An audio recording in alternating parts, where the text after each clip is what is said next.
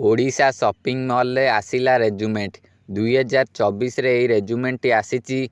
एही रेजुमेंट रे fresher and experience जो माने अछंती से माने मध्य जॉब पाई परिबे। या सहित 10th पास पिला मध्य जॉब पाई परिबे। एही जो शॉपिंग मॉल रेजुमेंट विषय रे एबे मु आगकू बहुत किछि कहिबी। आपण जदि जानिबाकू चाहुचंती तेबे आपण ध्यान देई सुनंतु ओ देखंतु मध्य। एही देखंतु ए जो रेजुमेंट टी बाहरची एथिरे को सब पोस्ट रही। ए जो शॉपिंग मॉल जॉब टी एथिरे को पोस्ट सब रही देखंतु। Cashier post, sales associate post, store manager, buyer, visual merchandiser, advertising and marketing manager, cleaning and maintenance, security guard, inventory manager, stocker, retail warehouse worker. Total post रही 11,570 post रही। यही सबू post गुड़िक रही। आपण यही पोस्ट मध्यरु जो थे चाहते से आवेदन करें। आपण जो काम को करें आपण से काम रे आवेदन करेंगे। यापर देखंतु जॉब लोकेशन कौट रही। जॉब लोकेशन रही वेस्ट बेंगल, त्रिपुरा, आसाम, बिहार, झारखंड, उत्तर प्रदेश, उत्तराखंड, नागालैंड एंड ओडिशा।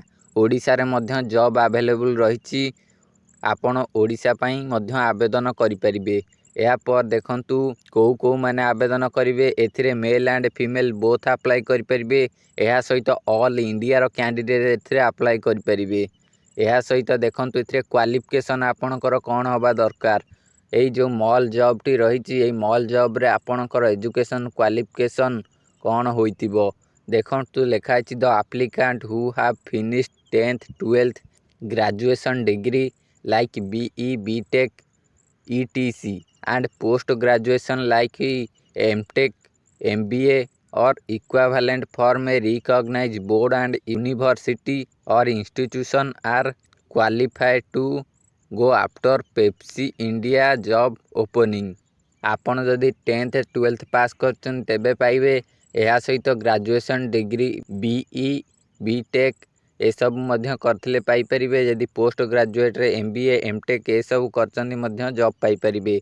या पर देखंतु एई जो शॉपिंग मॉल रेजुमेंट रे आपणकर एज लिमिट कौन होबा दरकार। एथिरे एज लिमिट रही 18 रु 45। 18 रु 45 भितर हेले आपण एथिरे जॉब पाई परिबे। या पर देखंतु मॉल जॉब 2024 सैलरी। एथिरे आपणकर सैलरी केते रहइबो। सैलरी पई एथि कौन लिखाई छी देखंतु। सैलरी को नहीं कि कौनसी प्रकार एठी अपडेट देइनी। कारण ये जो पोस्ट गुड़िक रही बहुत गुड़िए पोस्ट रही सबु गुड़िकर सैलरी एठी देइनी। आपण जो पोस्ट रे काम करिवे सेही अनुसार आपण को सैलरी मिलिबो। एप्लिकेशन मोड रही ऑनलाइन। ऑनलाइन माध्यम रे आपण आवेदन करिवे। सिलेक्शन प्रोसेस रही आपणकर एक टेस्ट करा जिवो, तापर इंटरव्यू निया जिवो, तापर डिटरमिनेशन रही रिव्यू ऑफर जोन। आपण एथिरे जदि आवेदन करिया को चाहुचंती तेबे आपण एथिरे आवेदन करि परिबे। देखंतु ए जॉब पई आपण किपरि आवेदन करिवे। देखंतु मु आपणक सामना रे एक पोर्टल टी ओपन कर रखिछि, एक वेबसाइट। ए जो वेबसाइट होछि पेप्सिको कैरियर।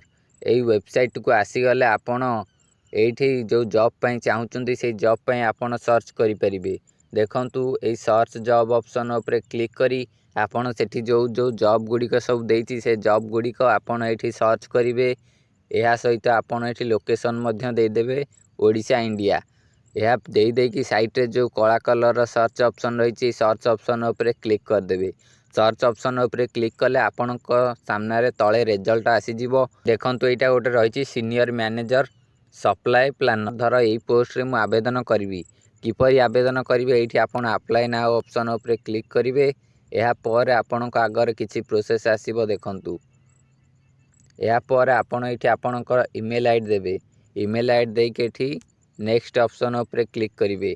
नेक्स्ट ऑप्शन ऊपर क्लिक कला पर आपणक आगे जहाँ जहाँ किछि फिलअप करिया को आसीबो आपण से सब फिलअप करी सबमिट कर देबे। आपणकर आवेदन होई जिवो। जदि आपणकर सब किछि ठीक थाए तेबे से आपणक पाखकू मेल पठेइबे। आपण एई भली माध्यम रे एई वेबसाइट रे आवेदन करिवे। मुझे जो वेबसाइट लिंक डिस्क्रिप्शन बॉक्स रे देदेवी, नहले आपण सर्च मध्य करिनेबे पेप्सिको कैरियर्स।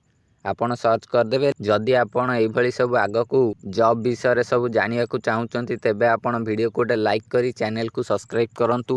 ଏଇଭଳି ଜବ୍ ବିଷୟରେ ମୁଁ ଆଗକୁ ଏଇଭଳି କହିବି। ଆପଣ ସେଥିପାଇଁ ଚ୍ୟାନେଲକୁ ସବସ୍କ୍ରାଇବ୍ କରି ପାଖରେ ଥିବା ବେଲ୍ ଆଇକନ୍କୁ ଅଲ୍ରେ ପ୍ରେସ୍ କରି ରଖନ୍ତୁ।